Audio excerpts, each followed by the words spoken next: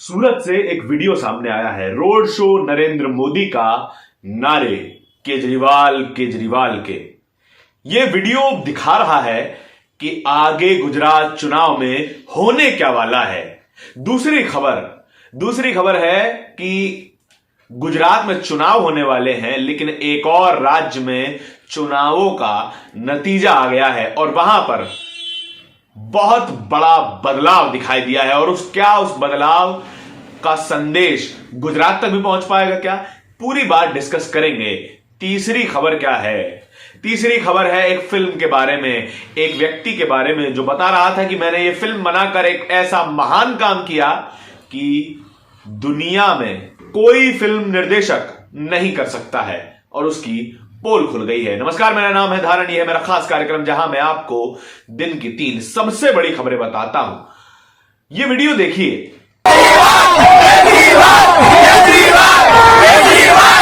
यह road show है प्रधानमंत्री नरेंद्र मोदी का, और उनको अपेक्षा होगी कि उनके नाम के नारे लगेंगे। अक्सर उनके नाम के नारे लगते भी हैं, चिल्ला चिल्ला के जनता नारे लगाती है, मोदी मोदी मोदी। लेकिन जब नरेंद्र मोदी का सूरत में रोड शो हो रहा था तो जनता ने उनका नाम भुला दिया और नारे लगाए, केजरीवाल केजरीवाल केजरीवाल।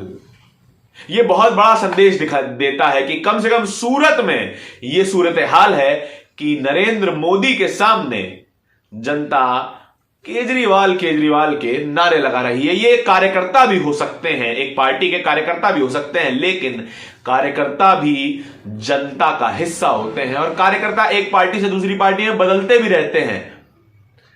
और नरेंद्र मोदी के सामने दूसरे नेता के नारे लगना एक बहुत बड़ा संदेश है कि क्या गुजरात की जनता 27 साल के भाजपा के काम से ऊब गई है, गुजरात मॉडल से ऊब गई है, और क्या उन्हें समझ में आने लगा है कि असल में ये गुजरात मॉडल नहीं, मजदूर मॉडल है। इस पूरे गुजरात में मैंने कई सारे लोगों से बात की है, काफी बड़ा सैंपल साइज है, और जब हमने बात की तो ये समझ में आया कि जनता को अशिक्षित रखना एक सुनियोजित नीति के तहत है कि लोगों को अशिक्षित रखा जाए, कम पढ़ने लिखने दिया जाए, सिर्फ उतना पढ़ने लिखने दिया जाए जितना वे फैक्ट्रियों में काम करने लायक ट्रेन हो सके। बस 12-15 हजार की नौकरी करें और सवाल न पूछें। यह सबसे जरूरी पार्ट है, क्योंकि आप जब भी शिक्षा ग्रहण करते हैं और सवाल नहीं पूछते हैं, यह असली गुजरात मॉडल है जिसे मैं मजदूर मॉडल कहता हूं कि सभी को मजदूर बना दिया जाए, एक बहुत छोटे वर्ग को मालिक बना दिया जाए, और वो छोटा वर्ग, गिनती में छोटा वर्ग, ज्यादातर जनता पर राज करे। कई सारी रोड के किनारे आपको लगातार फैक्ट्रियां दिखाई देंगी, और उन सभी फैक्ट्रियों में वही जनता काम करती है जो शायद नरेंद्र मोदी को वोट देती है, और उनका औसत सैलरी महज 12-15 हजार के आसपास है। गरीब और अमीर में गुजरात में इतना ज्यादा फर्क है कि अब उस फर्क में लोग गिरकर मरने लगे हैं, और इसीलिए यह बात सामने आ रही है कि नरेंद्र मोदी सामने है, जनता केजरीवाल केजरीवाल के नारे लगा रही है। केजरीवाल ही बहुत ज्यादा अच्छे नहीं है, उनका भी जो है उनके बारे में भी आपको खबर आगे बताएंगे। दूसरी खबर क्या है? हरियाणा में चुनाव हुए, पंचायत चुनाव, गुजरात में चुनाव होने वाले हैं, नतीजा भी आने वाला है, लेकिन हरियाणा के पंचायत चुनाव का नतीजा सामने आ गया। 102 सीटों पर बीजेपी ने चुनाव लड़ा और जीती महज 22 सीटें। जीतने का दर हुआ 21.55, यानी कि खुद ही लड़ी हुई सीटों में वे 33% सीटें भी नहीं जीत पाए, यानी कि पासिंग मार्क्स भी नहीं आए हैं बीजेपी के। और ये उस राज्य की कहानी है जहां पिछले 10 सालों से बीजेपी की सरकार है, बीजेपी के मुख्यमंत्री हैं, गठबंधन में सरकार चल रही है बीजेपी और जेजेपी की।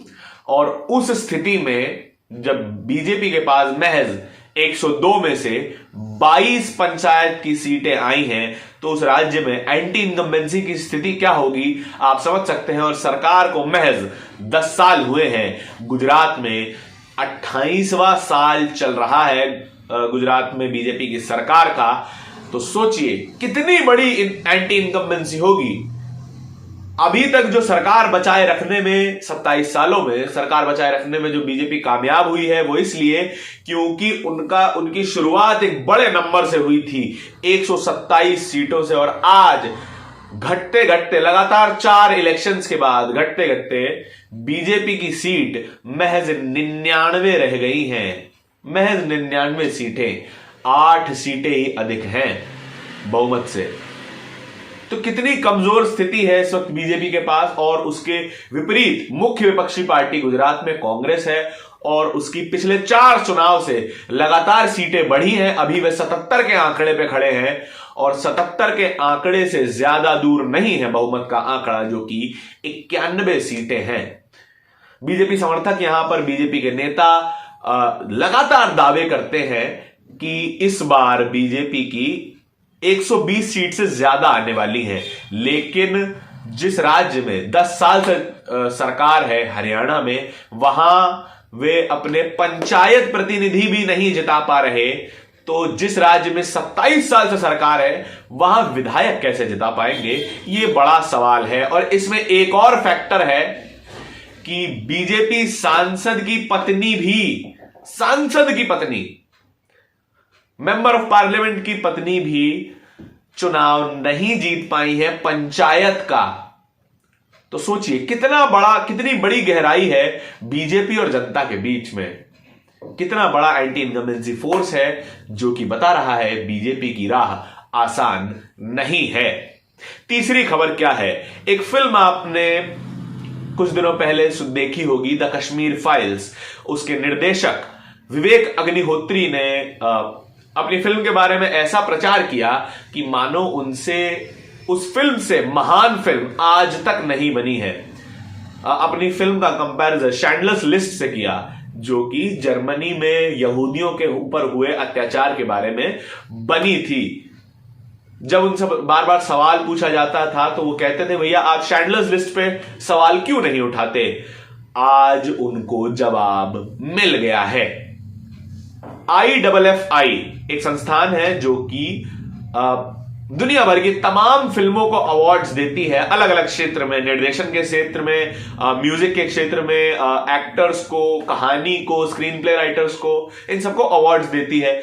यहां इस संस्थान के पास भारत की 15 फिल्में गई, 15 उत्कृष्ट फिल्में गई जो कि बेहतरीन फिल्में थी। उनमें से 15वीं फिल्म कश्मीर फाइल्स थी। 14 फिल्में सेलेक्ट हुई, उनके बारे में विचार किया जाएगा कि इनको अवार्ड देना है या नहीं देना, या किन फिल्मों को अवार्ड देना है।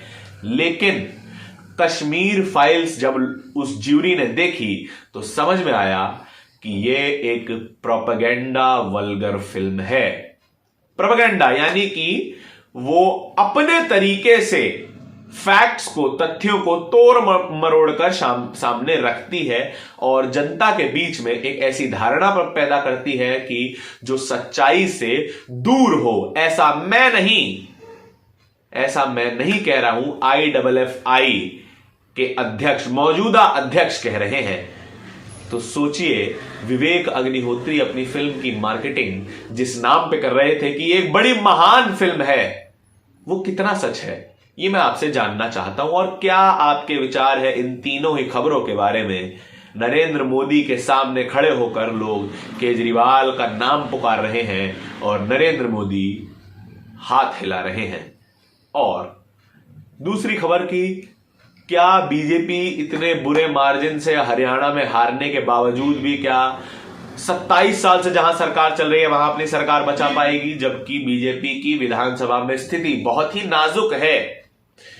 तमाम नेता इधर से उधर जा रहे हैं और फिर भी बीजेपी दावा कर रही है कि 120 सीट आएंगी, यानी कि प्रो इनकम्बेंसी। आज तक भारत में प्रो इनकम्बेंसी केवल और केवल मनमोहन सिंह के समय में देखी गई थी और कभी नहीं।